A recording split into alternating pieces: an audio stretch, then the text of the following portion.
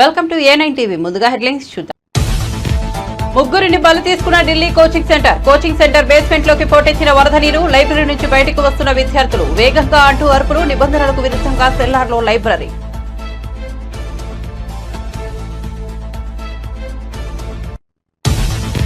పదేళ్ల పాలనపై విరామం లేకుండా చర్చించేందుకు సిద్ధమన్న రేవంత్. విభజన బిల్లుపై పార్లమెంట్లో కేసీఆర్ ఏనాడు మాట్లాడలేదని సీఎం ధ్వజం. అక్రమంగా మహిళలపై కేసులు పెట్టిన పాపమే బీఆర్ఎస్ నేతలను వెంటాడుతోందని విమర్శ.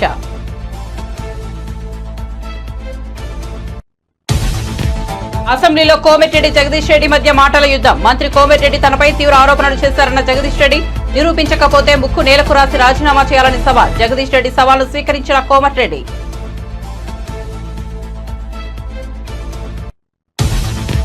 గన్నవరం నుంచి దేశంలోని 10 చోట్లకు విమానాలు. కేసీఆర్ చిన్న విడతకి సానుకూలంగా స్పందించిన కేంద్ర మంత్రి రామ్మోహన్ నాయుడు.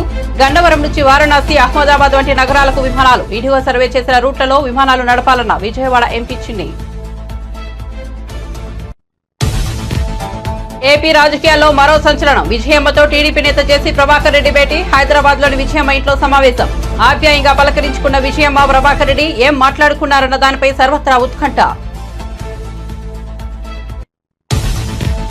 ప్రత్యేకంగా అభినందనలు తెలిపిన ప్రధాని. 0.1 పాయింట్ల తేడాతో రజతాన్ని కోల్పోయినా దేశం గర్వం పడేలా చేశామని ప్రశంసలు. మిగతా ఈవెంట్లలో కూడా రాణించాలని అభిలషించిన ప్రధాని మోదీ.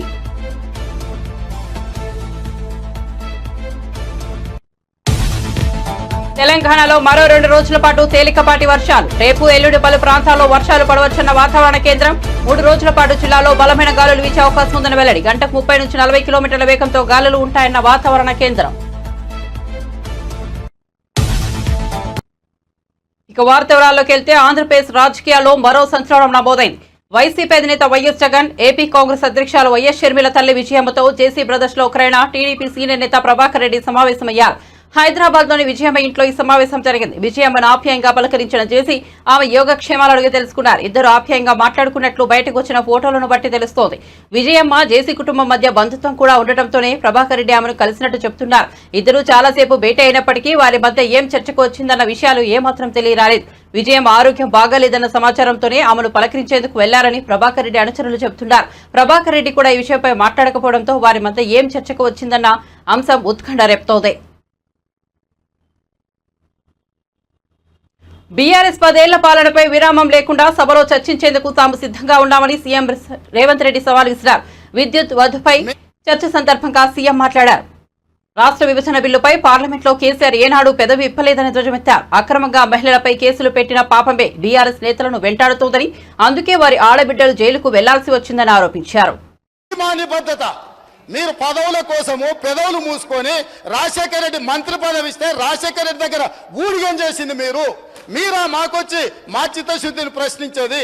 తెలంగాణ బిల్లు వచ్చినప్పుడు ఇప్పుడు మాగంటి గోపి కూర్చున్న అక్కడనే నిలబడ్డ అధ్యక్ష నేను 53 నిమిషాలు తెలంగాణ రాష్ట్రం ఎందుకు కావాలి, సమైక్య రాష్ట్రంలో ఉమ్మడి పరిపాలనలో జరిగిన అన్యాయం మీద నిటారుగా నిలబడి అక్కడి నుంచి నేను మాట్లాడిన అధ్యక్ష. పునర్విభజన చట్టం వచ్చినప్పుడు ఆయనగా పక్కలో కూర్చుని ఆయన ఏడున్నాడు ఆయన మాట్లాడింది కదా, తీయండి ఏం మాట్లాడిండు.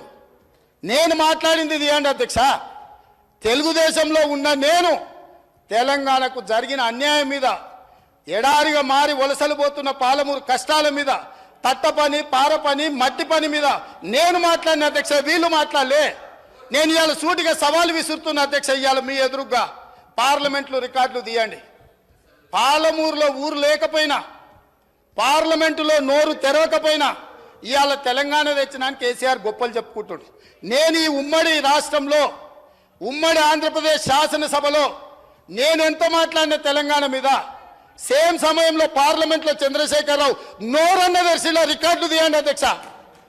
ఎవరో చేస్తే, ఎవరో త్యాగం చేస్తే ఆ త్యాగాల పునాదుల మీద, ఆత్మ బలిదానాలు చేసుకున్న శవాల మీద అధికారంలోకి వచ్చిన వీళ్ళు ఈరోజు మమ్మల్ని అధ్యక్ష తప్పులు పట్టేది. ఒక జర్నలిస్టు గురించి మాట్లాడిండు. జర్నలిస్టు ఏదో పెడితే కేసు పెట్టిరని. ఆ జర్నలిస్టు ఒక టీవీ ఛానల్కు సీఈఓ. రాసియమంటే రాసియకపోతే ఎస్సీ ఎస్టీ కేసు పెట్టి అరెస్టు చేసి జైలు వేసి ఆ ఛానల్ గుంజుకున్నది వాళ్ళు అధ్యక్ష. ఆ ఛానల్ గుంజుకున్నది వాళ్ళు. ఏ జర్నలిస్టును ఈరోజు కేసు పెట్టిరని చెప్తుండ్రో ఆ జర్నలిస్టు ఒక ఛానల్ CEO ఉంటే ఆ ఛానల్ వాళ్ళకు వ్యతిరేకంగా ఉందని ఆ జర్నలిస్టు మీద SC/ST కేసు బంజారాహిల్స్ పోలీస్ స్టేషన్లో పెట్టి జైలుకు పంపించి నెల రోజులు జైల్లో పెడితే నా అడ్వకేట్ను పెట్టి నేను బెయిల్ ఇప్పించిన అధ్యక్ష. వీళ్ళ దోపిడీ ఆ ఛానల్ గుంజుకున్న విధానం ఇవాళ చర్చ చేయడానికి సిద్ధంగా ఉంటే రమ్మని ఉన్నారు అధ్యక్ష. వివరాలన్నీ నేను బయట పెడతా. మీరా ముసల్కన్నీరు గార్చేది ఏ జర్నలిస్టునైతే మీ మాట ఇంటలేదని ఆమె సొంతంగా కష్టపడి పెట్టుకున్న ఛానల్ గుంజుకోనికే SC/ST కేసు పెట్టి ఆడపిల్లని జైలుకు తోలిన పాపం ఊరికే పోదు. అందుకే ఇవాళ మీ ఇంట్లో జైల్లోకి పోతున్నారు అధ్యక్ష. మంది ఆడబిడ్డలను జైలుకు తోలినందుకు ఆ నొప్పి తెలవడానికే మంది పిల్లలు జైల్లోకి పోతుంటే ఆడపిల్లలను కూడా కేసులు పెట్టి జైలుకు తోలినందుకు ఇవాళ ఆ రౌండ్ మీకు వచ్చింది అధ్యక్ష. ఊరికే రాలే, చేసిన పాపాలు ఊరికే పో అని పెద్దోళ్ళు చెప్పిండ్రు అధ్యక్ష. మమ్మల్ని అందరినీ జైలుకు తోలిండ్రు, రాజకీయ కక్షతో దోలలే. ఫామ్ హౌజులు కట్టుకున్నది మీరు, నియమాలు ఉల్లంఘించింది మీరు.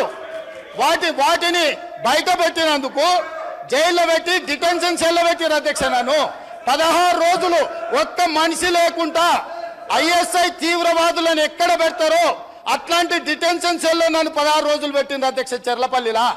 నేను భయపడలే, లొంగిపోలే, నిలబడి నిటారుగా కొట్లాడిన అధ్యక్ష. మీరు జైలుకు తోలితే భయపడటోళ్ళు ఎవరు లేడు. అబద్ధాలు చెప్పి ప్రజల్ని మభ్యపెడతారు. ఏపీలోని గన్నవరం నుంచి దేశంలోని వివిధ ప్రాంతాలకు విమాన సర్వీసులు నడపాలన్న విజయవాడ టీడీపీ ఎంపీ కేశినేని చిన్ని విజ్ఞప్తి పట్ల కేంద్ర పౌర విమానయాన శాఖ మంత్రి కింజరపు రామ్మోహన్ నాయుడు సానుకూలంగా స్పందించారు. గన్నవరం నుంచి వారణాసి, అహ్మదాబాద్, పూణే, కోల్కతా, బెంగళూరు వంటి నగరాలకు విమానాలు నడపాలని కేశినేని చిన్ని కోరారు. విజయవాడ నుంచి వారణాసి వయా వైజాగ్, విజయవాడ నుంచి కోల్కతా వయా విశాఖపట్నం, విజయవాడ నుంచి బెంగళూరు వయా హైదరాబాద్ లేదా కొచ్చి, విజయవాడ నుంచి అహ్మదాబాద్, విజయవాడ నుంచి పూణేలకు విమాన సర్వీసులు ప్రారంభించాలని విజ్ఞప్తి చేశారు. ఇండిగో సర్వే చేసిన ఈ మార్గాల్లో వెంటనే విమానాలు నడపాలని కోరారు. ఈ మేరకు కేంద్ర మంత్రి రామ్మోహన్ నాయుడుకు వినతిపత్రం అందించారు. ఈ వినతిపత్రాన్ని తప్పకుండా పరిశీలించి చర్యలు తీసుకుంటామని రామ్మోహన్ నాయుడు హామీ ఇచ్చారని కేశినేని చిన్ని సోషల్ మీడియా ద్వారా వెల్లడించారు. ముగ్గురిని బలి తీసుకున్న ఢిల్లీ కోచింగ్. ఢిల్లీలోని IAS కోచింగ్ సెంటర్ బేస్మెంట్ లోకి ఒక్కసారిగా పోటెత్తిన వరద నీరు ముగ్గురిని బలి తీసుకున్న ఘటనకు సంబంధించిన వీడియో ఒకటి వెలుగులోకి వచ్చింది. నిబంధనలకు విరుద్ధంగా బేస్మెంట్ లో నిర్వహిస్తున్న లైబ్రరీలో ఉన్న విద్యార్థుల్లో ముగ్గురు వరద నీటిలో చిక్కుకుని ప్రాణాలు విడిచారు. వీరిలో తెలంగాణలోని మంచిర్యాల జిల్లాకు చెందిన తానియా సోని కూడా వీరిలో ఉన్నారు. తాజాగా వెలుగులోకి వచ్చిన వీడియోలో వరద నీరు ఉధృతంగా బేస్మెంట్ లోకి దూసుకెళ్తోంది. దీంతో భయపడిన విద్యార్థులు బేస్మెంట్ నుంచి బయటకు వస్తూ త్వరగా కింద ఇంకా ఎవరైనా ఉన్నారా అనడం వీడియోలో వినిపిస్తోంది.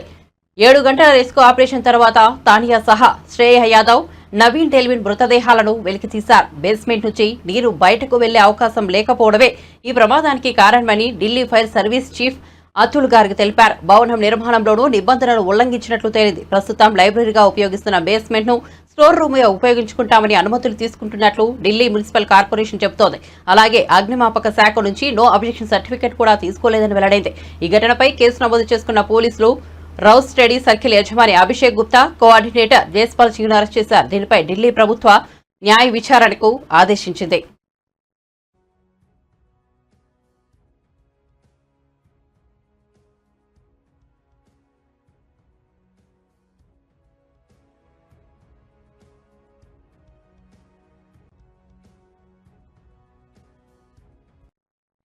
తెలంగాణ అసెంబ్లీలో మంత్రి కోమటిరెడ్డి వెంకటరెడ్డి, మాజీ మంత్రి జగదీష్ రెడ్డి మధ్య సోమవారం మాటల యుద్ధం నడిచింది. జగదీష్ రెడ్డిపై మంత్రి తీవ్ర ఆరోపణలు చేశారు. ఈ ఆరోపణలపై జగదీష్ రెడ్డి తీవ్రంగా స్పందించారు. లిక్కర్ కేసులో ఉన్నానని, ఇంకేదో చేశానని కోమటిరెడ్డి తనపై తీవ్ర విమర్శలు చేశారని, వాటిని నిరూపిస్తే తాను దేనికైనా సిద్ధమన్నారు. కోమటిరెడ్డి మాట్లాడిన ప్రతి అక్షరం రికార్డుల నుంచి తొలగించాలని స్పీకర్ను కోరారు. కోమటిరెడ్డి చేసిన ఆరోపణలో ఏ ఒక్కటి నిరూపించినా సభలో ముక్కు నేలకు రాసి రాజీనామా చేసి వెళ్లిపోతానన్నారు. తాను రాజీనామా చేశాక తిరిగి ఇక రాజకీయాల్లోకి రానని స్పష్టం చేశారు. తనపై చేసిన ఆరోపణలు నిరూపించకపోతే కోమటిరెడ్డి ముఖ్యమంత్రి ముక్కు నేలకు రాయాలని సవాల్ విసిరారు. వారు రాజీనామా కూడా చేయాలన్నారు. సార్ ఒక్కటే నిమిషం నేను చెప్తాను. లేదు నేను ఛాలెంజ్ చేస్తా ఉన్నా. ఆయన చెప్పిన దాంట్లో ఆయన నన్ను గురించి ఏదైతే వ్యక్తిగతంగా మాట్లాడిండో, ఏదో తడిపారు చేసినని, ఏదో లెక్కర్ కేసులో ఉన్నాని, అందులో ఒక్కటి రికార్డు చూపించినా నేను ఇదే సభలో ముక్కు నేలకు రాసి రాజీనామా చేసిపోతా, రాజకీయాలకు రాను. ఆయన ముఖ్యమంత్రి ఇద్దరు చేయాలని, ముక్కు నేలకు రాయాలి, రాజీనామా చేయాలి ఇద్దరు. ఒకటి నిరూపించకపోయినా నేను దానికి సిద్ధంగా ఉన్నా. మరొకసారి చెప్తున్నా, ఆయన మాట్లాడిన దాంట్లో ఒక్క దాంట్లోనైనా నిరూపించకపోతే ఆయన ముఖ్యమంత్రి, ఆయన ఇద్దరు ముక్కు నెలకు రాసి రాజీనామా చేసిపోవాలి రాజకీయాల నుంచి.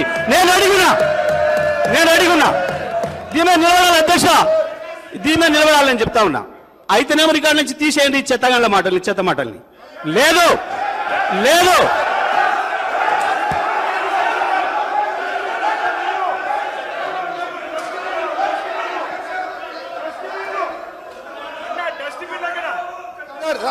ఓకే సార్, ఒకరి ఆగండి.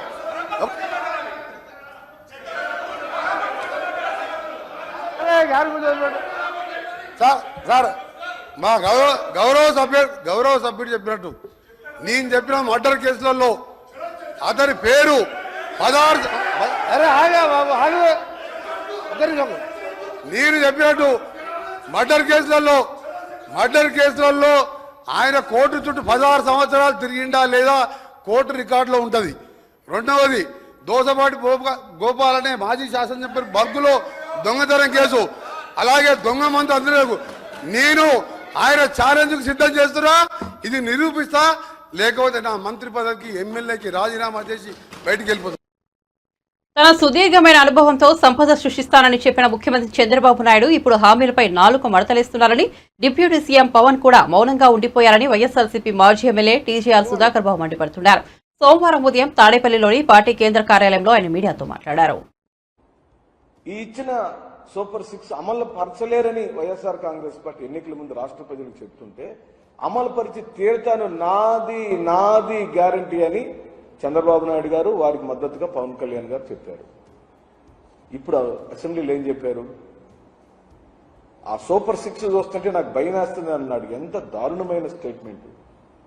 ఒక 40 సంవత్సరాల పైచీలకు అనుభవం కలిగిన ఒక రాజకీయ సీనియర్ నాయకుడు ముఖ్యమంత్రి స్థానంలో కూర్చొని ఏ సూపర్ 6 చెప్పి మీరు అధికారంలోకి వచ్చారో, ఏ సూపర్ 6 అమలు పరుస్తాను నాది గ్యారంటీ అని మీరు మాటిచ్చారో, ఏ సూపర్ 6ను చూసి అమాయకులైన ఆంధ్ర రాష్ట్ర ప్రజలు మీకు ఓట్లేసి గెలిపించారో, ఆ సూపర్ 6 చూస్తే మీకు భయం వేస్తుంది అని మీరు స్టేట్మెంట్ ఇచ్చారంటే మిమ్మల్ని మేము ఏమనాలి? ఇప్పుడు నమ్మక ద్రోహం చేశారనాలా? ఏరు దాటాక తెప్పను తగలబెట్టిన సంధానంగా ఉంది మీ పరిపాలన అని చెప్పానాలా? మీ నాలుక మడతపడుతుందని చెప్పానాలా? లేదా సహజ సిద్ధంగానే ఎన్నికలకు ఒక చంద్రబాబు నాయుడు గారు, ఎన్నికలు అయిపోయిన తర్వాత ఇంకొక చంద్రబాబు నాయుడు గారు ఆటోమేటిక్గా వస్తారని గత చరిత్రని పునరావృతం చేశారని మేము భావించాలని ఈ రోజున మేము అడుగుతున్నాం. జగన్మోహన్ రెడ్డి ఏమైనా తన జేబుల్లోంచి తెస్తున్నాడా? మేమిచ్చే కూడా ప్రజలకు మేమిచ్చే తీరుతాము, ఖచ్చితంగా అమలు పరిచి తీరుస్తాము. సంపదను సృష్టించే ఆలోచనలు నా దగ్గర చాలా ఉన్నాయి.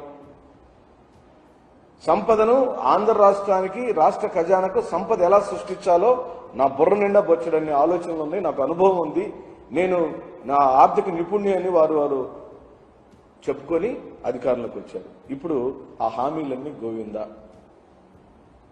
ఉచిత ఇసుక గోవిందా, తల్లి వందనం గోవిందా, ఖరీఫ్ సీజన్ మొదలైంది, రైతులకు ఇస్తానన్న రైతుల సాయం గోవిందా,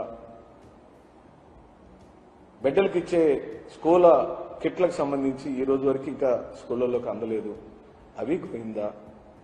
కానీ ఒకటి మాత్రం చంద్రబాబు నాయుడు గారు ఖచ్చితంగా ఇచ్చిన మాట ప్రకారం అమలు పరుస్తున్నారు, దాని పేరే రెడ్ బుక్. ప్రజల సంక్షేమానికి, అభివృద్ధికి ఇచ్చిన హామీలేమో పోయినాయి, బంగాళాఖాతంలో కలిసిపోయినాయి. కానీ వారి కుమారుడు కనుక అమలు పరుస్తున్న ఏకైక ఖచ్చితమైన పథకం ఈ ఆంధ్ర రాష్ట్రానికి దక్కిన బహుమతి ఏంది అని అంటే రెడ్ బుక్ రాజ్యాంగం. అది అమలు పరచడానికే వారు తెలుగుదేశం పార్టీ వారు, జనసేన పార్టీ వారు, బీజేపీ వారు అధికారంలోకి వచ్చారు. ఆ రెడ్ బుక్ రాజ్యాంగం ఏంటో తెలుసా మిత్రులారా? పక్కవాడిని కొట్టడం, పక్కవాడిని దౌర్జన్యంగా బజారుకి ఇడ్చడం, ఒక ఆర్మీ జవాన్ లాంటి ఉన్నతమైనటువంటి వ్యక్తుల యొక్క ఇళ్లను అన్యాయంగా కూల్చివేయటం, ఒక రాష్ట్ర పార్టీకి సంబంధించిన కేంద్ర కార్యాలయాన్ని తెల్లవారుజామున రాజ్యాంగానికి వ్యతిరేకంగా, కోర్టు తీర్పులకు వ్యతిరేకంగా కూల్చివేయటం, ఓ మాజీ ముఖ్యమంత్రి గారి యొక్క రక్షణని అవహేళనగా మాట్లాడటం, వారి ఇంటి చుట్టూరా అల్లరి మోకలను పంపించి అల్లరి చేయించటం, ప్రతిరోజు జగన్మోహన్ రెడ్డి గారి వ్యక్తిత్వ హననం చేయటం,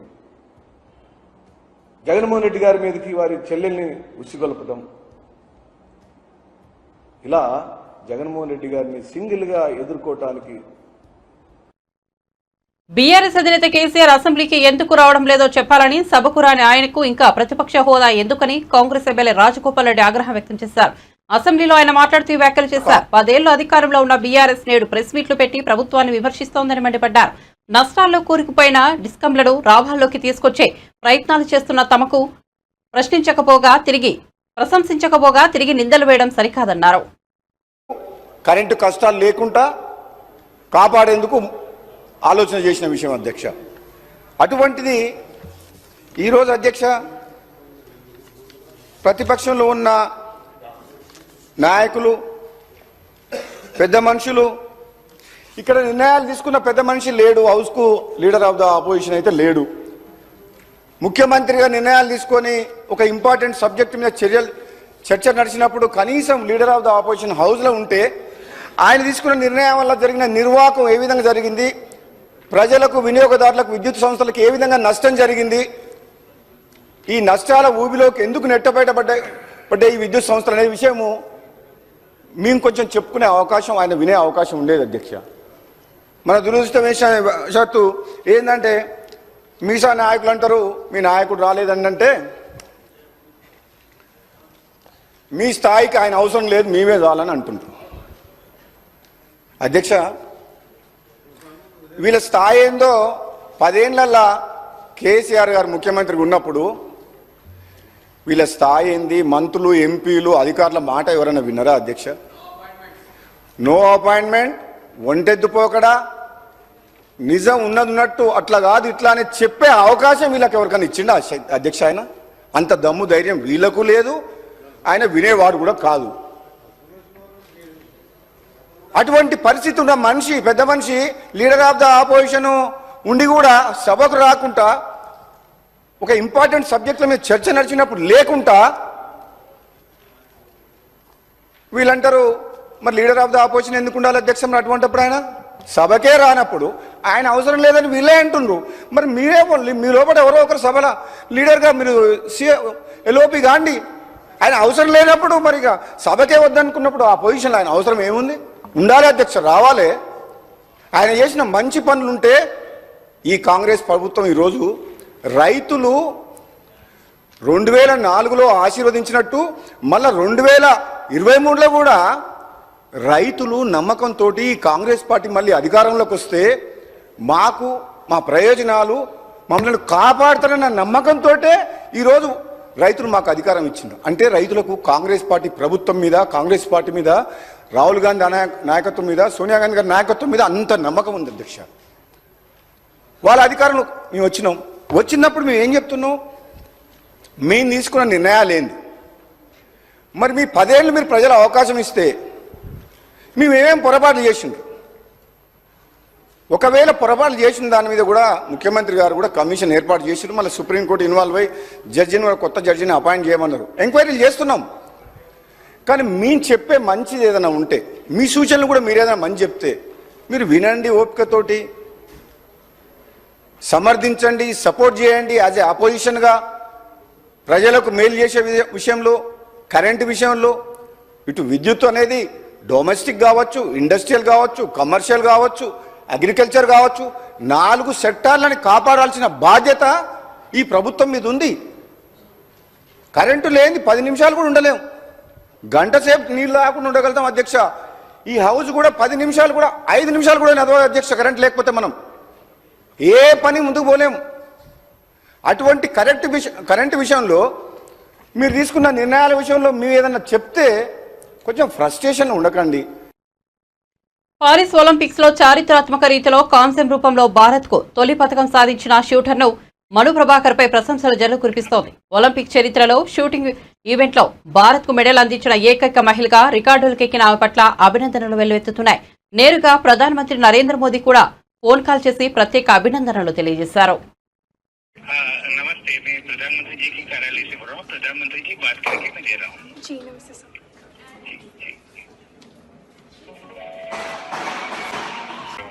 हेलो नमस्ते सर. मनु नमस्ते, खूब खूब अभिनंदन, आपको बहुत बहुत बधाई। बहुत बहुत शुक्रिया सर। आप कैसे हैं? मैं बहुत बढ़िया से। आप तो ये तुम्हारी सफलता का खबर सुनने के बाद और उत्साह और आनंद में हूँ। जी,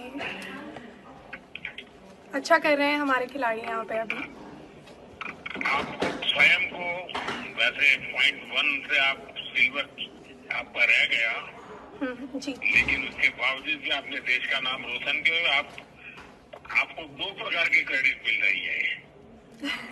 एक तो आप कहाँ से पदक लाई, लेकिन भारत की पहली महिला है जो इस खेल में मेडल लेके आई हो। जी सर। हाँ जी, शुक्रिया सर।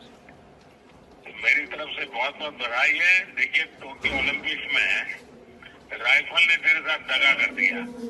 हाँ जी, लेकिन इस बार तुमने सारी कमियों को पूरा कर दिया। बिल्कुल सर। अभी और भी मैचेस हैं आगे, तो उनमें भी उम्मीद रहेगी कि अच्छा करूँ मैं। मुझे पक्का विश्वास है आगे की मैचेस भी बहुत अच्छा करोगी आप, क्योंकि ये बिगिनिंग इतना अच्छा है, उसके कारण तुम्हारा उत्साह भी बढ़ेगा, आत्मविश्वास भी बढ़ेगा। जी सर, देश बिल्कुल को भी उसका लाभ होगा। बिल्कुल सर। बाकी सब साथी एकदम प्रसन्न है, व्यवस्थाएं ठीक है सर वहाँ? सब बहुत खुश हैं सर, और अभी नमस्ते भी कह रहे हैं आपको। हाँ। हमने भी कोशिश की है कि वहाँ जितना ज्यादा सुविधाएं मिले सब हमारे खिलाड़ियों को, खेल की दृष्टि से जो कंफर्ट चाहिए सब देने का प्रयास तो किया है।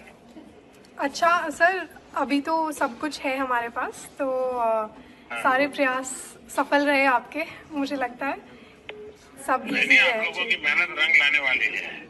बिल्कुल बिल्कुल। हाँ जी।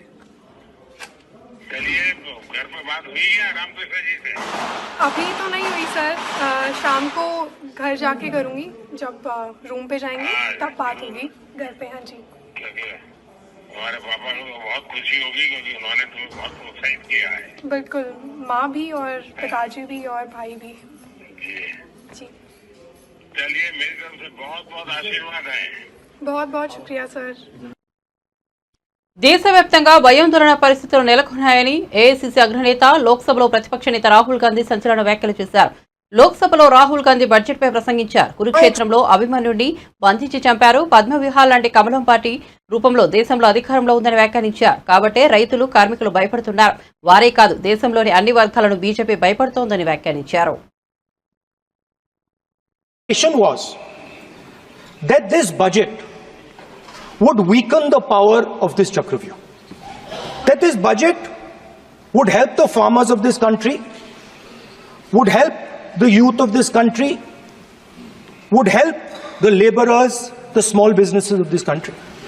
But what I have seen is that this budget, the sole aim of this budget, iski jo niyat hai, it is to strengthen this framework, the framework of big business, monopoly business, the framework of a political monopoly that destroys the democratic structure, and finally the framework of what one can call the deep state or the agencies.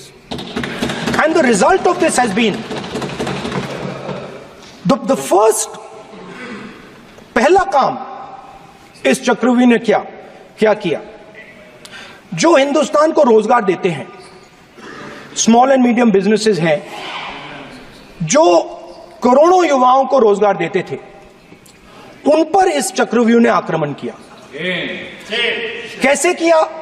नोटबंदी, GST और tax terrorism.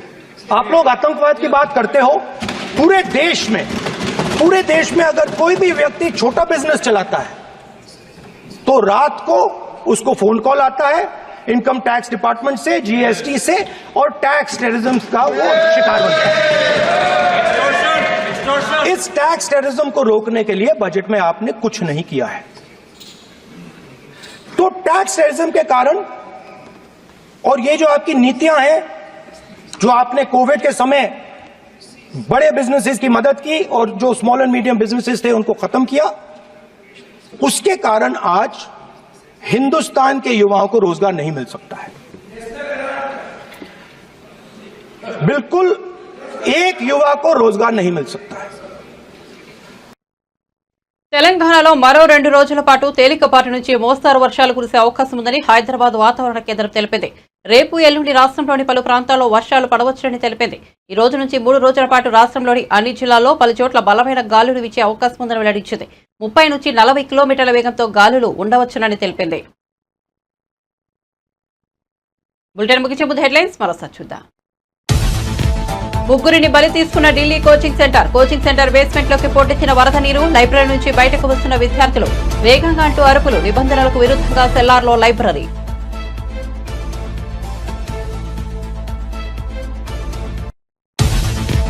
పదేళ్ల పాలనపై విరామం లేకుండా చర్చించేందుకు సిద్ధమన్న రేవంత్, విభజన బిల్లుపై పార్లమెంట్లో కేసీఆర్ ఏనాడు మాట్లాడలేదని సీఎం ధ్వజం. అక్రమంగా మహిళలపై కేసులు పెట్టిన పాపమే బీఆర్ఎస్ నేతలను వెంటాడుతోందని విమర్శ.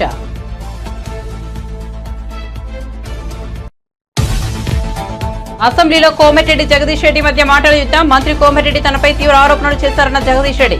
నిరూపించకపోతే ముక్కు నేలకు రాసి రాజీనామా చేయాలని సవాల్. జగదీశ్వర్ రెడ్డి సవాళ్లు స్వీకరించిన కోమటిరెడ్డి.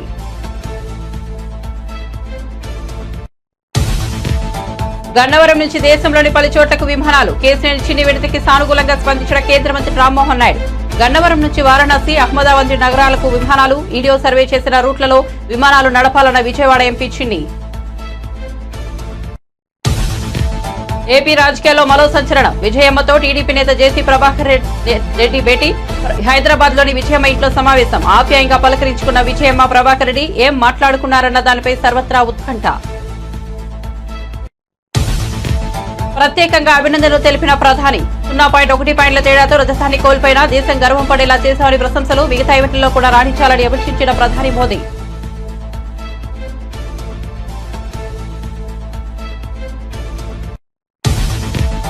తెలంగాణలో మరో 2-3 రోజుల పాటు తేలికపాటి వర్షాలు. రేపు ఎల్లుండి పలు ప్రాంతాల్లో వర్షాలు పడవచ్చునన్న వాతావరణ కేంద్రం. 3 రోజుల పాటు జిల్లాలో బలమైన గాలులు వీచే అవకాశం ఉందని వెల్లడి. గంటకు 30 నుంచి 40 కిలోమీటర్ల వేగంతో గాలులు ఉంటాయన్న వాతావరణ కేంద్రం.